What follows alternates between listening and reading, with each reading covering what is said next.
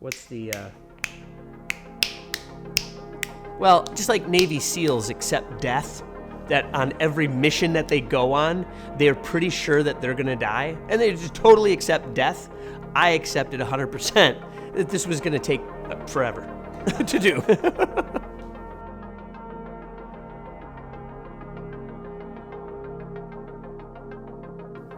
This process was one in which it became obvious to Brian and I that we were going to need to enlist a multitude of people.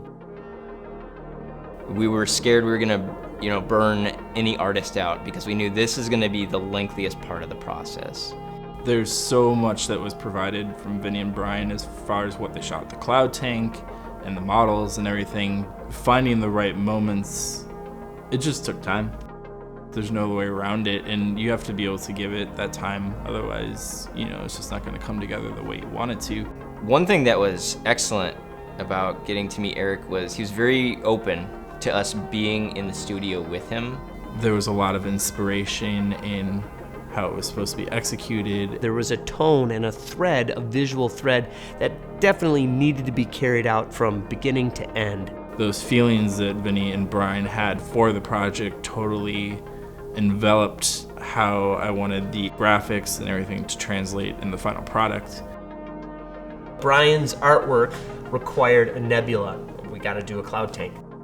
Cloud tank footage is definitely a mixed bag, partially because it's really at the basic level experimentation.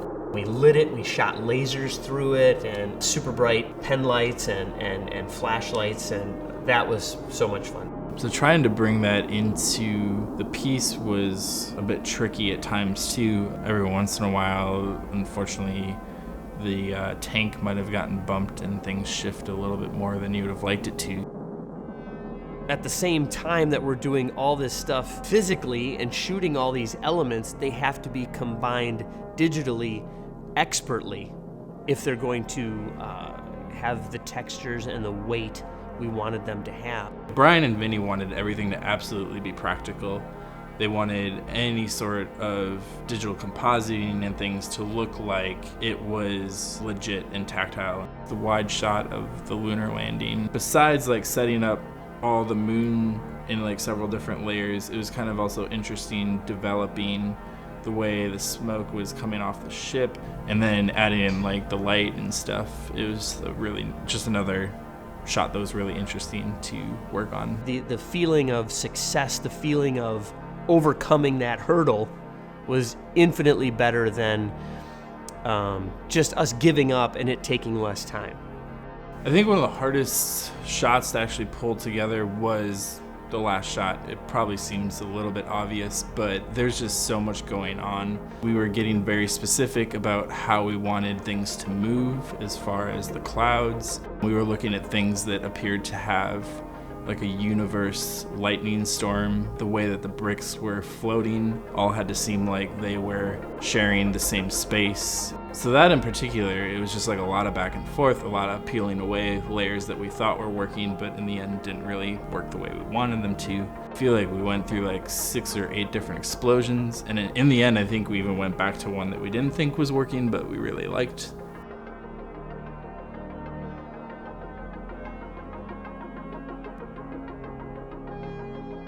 I had already had some ideas in mind for what the sound or the score would be. I was a big fan of this electronic experimental musician who goes by the name of LORN. This was someone that was kind of always on my radar. I didn't give him anything to go on because I didn't want him to know it was going to be a Lego spot, so I sent him a blind link and just an email out of the blue. He got back the next day. He was genuinely touched and excited by the spot. Hearing that soundtrack for the first time was incredible. It totally married everything together. It's like the cherry on top. It didn't get any better than that. This is exactly what I had in mind, and he came through.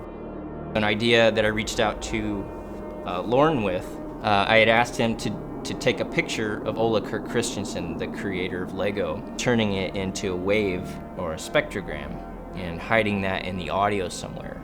What you're hearing in the beginning glitch at the front of the commercial is an image of the creator. So it's kind of like infusing a bit of his spirit into the DNA of the piece.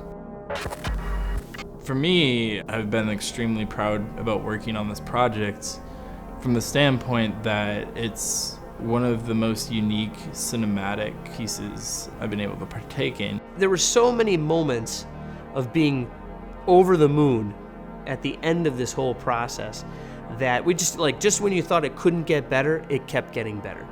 It kind of seems crazy, I guess, because all this work and what we have to show for it is only 60 seconds.